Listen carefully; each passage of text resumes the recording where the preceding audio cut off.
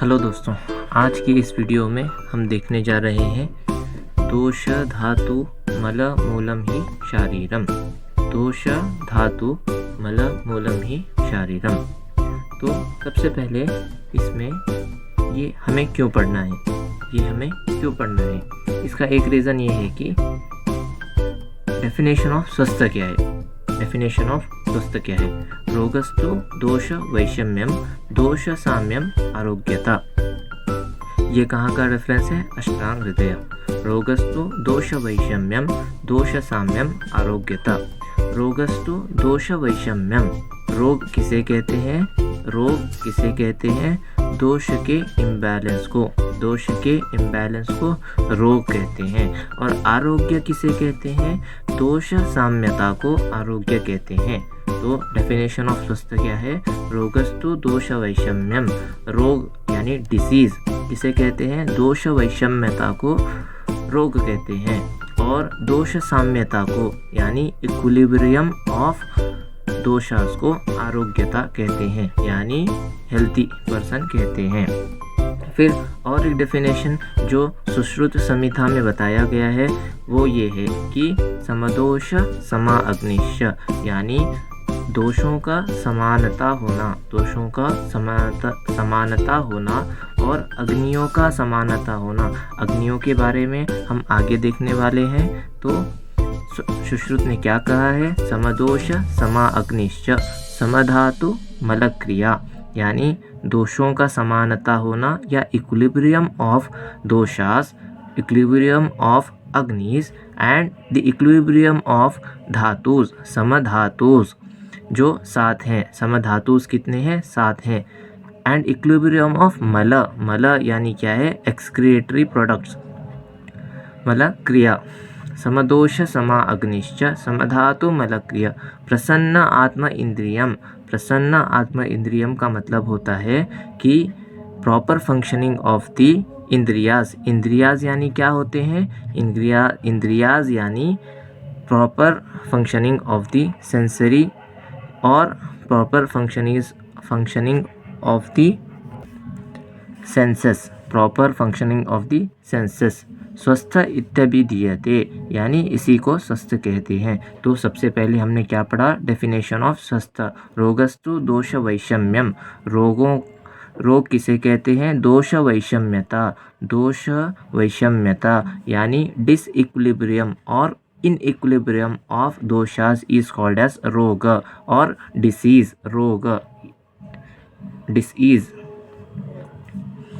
दोष साम्यम आरोग्यता। दोष यानी देर आर 3 दोषास जो दूसरों को दूषण करेंगे या विशिएट करेंगे। दोष साम्यम आरोग्यता यानी आरोग्य या स्वस्थ, हेल्थी किसे कहते हैं? जहाँ पे दोष साम्य होता है। उसके बाद हमने क्या देखा? समदोष समा अग्निश्च समधातु मल क्रिया। Equilibrium of the दोषास agni dhatu mala and proper functioning of the indriyas और सेंसेस। प्रसन्न आत्म इंद्रिया, आत्मा यानी सोल, इंद्रिया। स्वस्थ इत्यभिधीयते, इसी को स्वस्थ कहते हैं। तो अब हम आ जाएंगे दोष धातु मल मूलम ही शारीरम। दोष धातु मल मूलम ही शारीरम। सबसे पहले दोष क्या है? दूषणात् इति दोषः। दोष का डेफिनेशन क्या है? दूषणात् इति दोषः, जो दूसरों को विशिएट करे, जो दूसरों को दूषित करे, उसे दोष कहते हैं। उसके बाद धातु किसे कहते हैं? धातु धारणात् पुनः, यानी धातु वो चीज़ होता है जो धारण करता है या पूर्ण करता है या पोषण करता है। धारण का मतलब क्या है? जो होल्ड करता है। Dhatu is the which holds. And the mal क्या है? These are the excretory products from the body. ये कितने होते हैं? 3 होते हैं। दोष धातु मल मूलम ही शारीरम। दोष धातु मल ये तीनों चीज़ें मिलने के बाद शरीर का निर्माण होता है। ये तीनों चीज़ें मिलने के बाद शरीर का निर्माण होता है। सबसे पहले हम देखेंगे दोष कितने होते हैं। दोष टोटल 3 होते हैं। दोष टोटल 3 होते हैं। दोष कौन से 3 होते हैं? वात, पित्त, कफ। वात, पित्त, कफ। आगे हम देखेंगे कि इसमें हम क्या क्या देखेंगे आगे कि दोष का स्थान क्या होता है, अग्नि का रिलेशन क्या है, कोष्ठ का रिलेशन क्या है, प्रकृति का रिलेशन क्या है, वो हम आगे देखेंगे। उसके बाद धातु कितने होते हैं? रस, रक्त, मांस, मेद, अस्थि, मज्जा, शुक्र।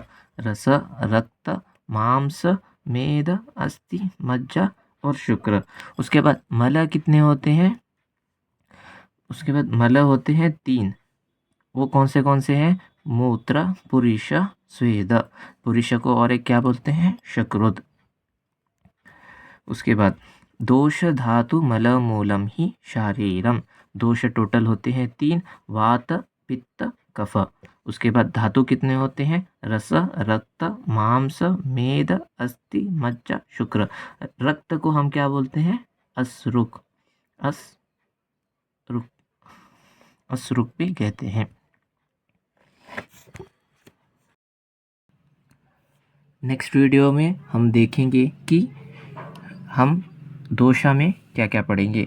दोषा में हम पढ़ेंगे स्थान, अग्नि, relation to agni, relation to koshtha, relation to prakriti, relation to what are the gunas of vata, pitta, kapha, what are the relation with rasa. Next video में हम ये सारी चीज़ें कवर करने वाले हैं। और नेक्स्ट वीडियो में हम क्या देखेंगे कि रस, रक्त, मांस, मेद, अस्थि, मज्जा और शुक्र, इनका कर्म क्या है, इनकी वृद्धि होने से क्या लक्षण दिखेंगे, इनका क्षय होने से क्या लक्षण दिखेंगे। रस, रक्त, मांस, मेद, अस्थि, मज्जा और शुक्र जो धातु हैं, इनका कर्म क्या है, यानी नॉर्मल फंक्शनिंग कैसे होता है, इनका वृद्धि होने पे क्या लक्षण दिखेंगे, इनका क्षय होने पे क्या लक्षण दिखेंगे। उसके बाद हम मूत्र, पुरुष और स्वेद जो 3 मल हैं, इनका कर्म क्या होगा, इनका वृद्धि होने पे इनका क्या लक्षण दिखाई देगा और इनका क्षय होने पे क्या लक्षण दिखाएगा। अगर आपको कोई डाउट हो तो आप कमेंट सेक्शन में पूछ सकते हैं। Thank you.